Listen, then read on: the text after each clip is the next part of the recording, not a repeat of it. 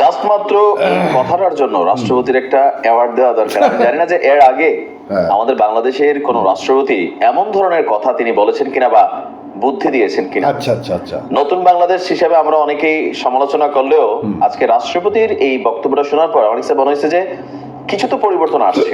আচ্ছা। আবার এই পরিবর্তনটা এই মুহূর্তে যে তিনি আওয়ামী লীগ কর্তৃক নিয়োজিত রাষ্ট্রপতি অথবা কি বলা হয় যে তিনি একটা চাপের মধ্যে আছেন সেখান থেকে এই ধরনের বক্তব্য, এটাও হইতে পারে। বাট আমরা আশা করি আগামী দিনে যারা রাষ্ট্রপতি হবেন তারা যখন এই ধরনের বক্তব্য দিবেন তখন মানুষ বাক স্বাধীনতা পাবে, গণমাধ্যম সুন্দরভাবে, এমনকি ধরেন যে কি বলা হয় যে আমরা যারা মিডিয়া প্ল্যাটফর্মে ছোটখাটো মানুষ কাজ করি তারাও আসলে স্বাধীনভাবে ক্ষমতাকে প্রশ্ন করার সুযোগটা পাবো। আচ্ছা।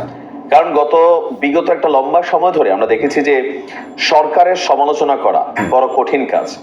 সরকারের সমালোচনা করলে আপনার বিরুদ্ধে রাষ্ট্রবিরোধী, দেশ বিরোধী, সরকার বিরোধী মামলা ঝুলাই দেওয়া হয়েছে।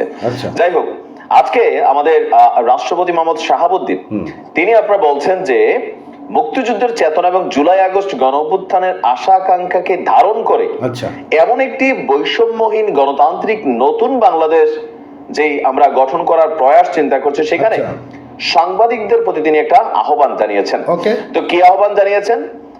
তিনি বলছেন যে গণমাধ্যম হচ্ছে রাষ্ট্রের চতুর্থ স্তম্ভ এবং সমাজের দর্পণ। আচ্ছা। মহান মুক্তিযুদ্ধ, দেশের সব গণতান্ত্রিক আন্দোলন সংগ্রাম এবং জুলাই আগস্ট গণ অভ্যুত্থানে সাংবাদিকদের গৌরবময় অবদানের কথা স্মরণ করে তিনি বলছেন যে সরকারের গঠনমূলক সমালোচনা করবেন। আচ্ছা। গঠনমূলক সমালোচনার মাধ্যমে সরকারের ভুল ত্রুটি ধরিয়ে দিবেন। আচ্ছা। এবং এই ভুল ত্রুটি ধরিয়ে দেওয়ার মাধ্যমে রাষ্ট্র পরিচালনায় স্বচ্ছতা ও জবাবদিহি নিশ্চিত হবে।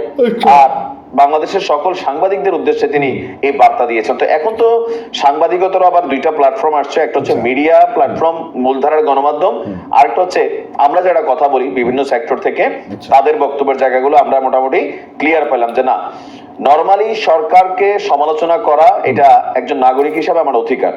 কারণ এই সরকার মানে ক্ষমতায় কারা আছে ডাজন্ট ফ্যাক্ট, বাট তারা যখন রাষ্ট্রকে পরিচালনা করে এখানে প্রতিটা টাকা আমার আপনার আমাদের টাকা দিয়ে কিন্তু সরকার চলে। তো সেখানে আমরা যখন দেখি বিভিন্ন জায়গায় দুর্নীতি হচ্ছে, লুটপাট হচ্ছে, অব্যবস্থাপনা হচ্ছে, মিসম্যানেজমেন্ট হচ্ছে, তখন কিন্তু আমরা কথা বলি, আওয়াজ তুলি। তো এতে হয় কি, সরকারে যিনি থাকেন অথবা যেই মন্ত্রী এমপি অথবা যে নেতার আন্ডারে এই কাজগুলো হন তিনি বিষয়টাতে গোসা করেন। আর যেহেতু তার হাতে পাওয়ার থাকে, সে পাওয়ারকে ব্যবহার করে পুলিশকে দিয়ে, ডিবিকে দিয়ে, এসবি কে দিয়ে নানান ধরনের, তারপর ডিজিটাল নিরাপত্তা আইনটাকে অপব্যবহার করে মুখ বন্ধ করা হয়েছে বছরের পর বছর। আজকে যেহেতু রাষ্ট্রপতি এই বুদ্ধি দিয়েছেন, আহ্বান জানাইছেন, আমরা আশা করি আমরা যারা ক্রিটিক্স আছি এখন আমরা নিশ্চিন্তে সমালোচনা করতে পারবো। কিন্তু বিষয়টা আবার অন্যদিকে যাবে কিনা, কারণ যে চুন খাইয়া আসলে দই খাইয়া গাল পড়ছে, তো চুন খাইয়া গাল পড়ছে দই দেখলেও চুনই আমাদের কাছে অনেক সময় এটা ফিল হয়। তবে বর্তমান যে সরকার আছেন এই সরকারের সমালোচনা আমরা যেভাবে শুরু করতেছি বা অনেকে করছি, অনেকে আমরা প্রশংসাও করছি, আলোচনা সমালোচনা দুইটাই থাকছে। তো রাষ্ট্রপতির এই আহ্বানে আসলে ডক্টর ইউনূস বা আমাদের উপদেষ্টারা কি ভাবছেন? কারণ ম্যাক্সিমাম উপদেষ্টা যারা একটু লাইমলাইনে আছেন তাদেরকে নিয়ে কিন্তু মানুষ কথা বলে, সমালোচনা করে, আবার কেউ কেউ আবার আছেন গুজব টুজব ছড়ান। তো তাদের প্রতিও রাষ্ট্রপতির বক্তব্য হচ্ছে গুজব, অপপ্রচার, অপতথ্য, বিকৃত তথ্য এগুলোকে প্রতিরোধ করতে হবে এবং এই বিষয়ে আপনার জনগণকে সচেতন করতে গণমাধ্যমের কার্যকর ভূমিকার উপর তিনি গুরুত্ব দিয়েছেন। আমরা মনে করি অবশ্যই গুজব, অপপ্রচার, অপতথ্য এমনকি বিকৃত তথ্য সমাজে অস্থিতিশীল একটা ইস্যু তৈরি করে। তো যেহেতু রাষ্ট্রের সর্বোচ্চ ব্যক্তি রাষ্ট্রপতি তিনি আহ্বান করছেন, আমরা আশা করি ডিজিটাল নিরাপত্তা আইনটাকে এটাকে তুলে নিতে হবে। কারণ এটার মাধ্যমে এত ফাঁক আছে। দেখেন এই সরকার ক্ষমতায় বসছে আজকে 6 মাস, কিন্তু ডিজিটাল নিরাপত্তা আইন এটাকে কিন্তু প্রত্যাহার এখনো করে নাই। আমি যতদূর জানি এটা প্রজ্ঞাপন হওয়ার কথা, এটা প্রজ্ঞাপনটা জারি করা হয় না। এমনকি বিগত সরকারের সময়ও সরকারের সমালোচনা করার কারণে দেশে বিদেশে হাজার হাজার মানুষ তারা কিন্তু আজকে আপনার বিপদে আছে। তো সরকার বসছে 6 মাস হয়েছে, কিন্তু এগুলোর ব্যাপারে ওইরকম কোনো সুরাহামূলক পদক্ষেপ নেওয়া হচ্ছে না। হবে হবে শুনছি, কিন্তু এগুলো একটু নজর দেওয়া উচিত। ভালো থাকুন। তো বিষয়টা হলো, আমি আপনাদের বলি, ক্ষমতায় বসলে কোনো কিছু মনে থাকে না।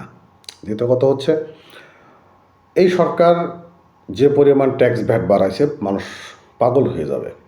শুধু বলতেছে হাসিনা টাকা নিয়ে পলাইছে, হাসিনা অমুক করছে, হাসিনার আমলে এটা হয়েছে এটা হয়েছে। ভাই পাবলিক এগুলো বোঝে? পাবলিকের পকেটে টাকা নাই, যে টাকা দিয়ে বাজার করবে সে টাকা হচ্ছে না।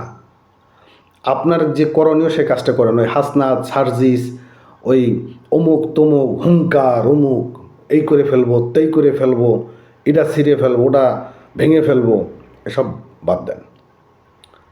বাদ দিয়ে গণমাধ্যমকে মুক্ত করুন, সুন্দর সুস্থ ব্যবস্থাপনা তৈরি করুন এবং সুস্থ নির্বাচনের ব্যবস্থা করুন, দ্রব্যমূল্যটাকে নিয়ন্ত্রণ করুন। তা না হলে ভাই হাসিনার তো খারাপ অবস্থা হয়ে যাবে। তবে রাষ্ট্রপতি যে কথাগুলো বলেছে, কথাগুলো অনেকটাই খুব ভালো কথা বলেছে। ধন্যবাদ।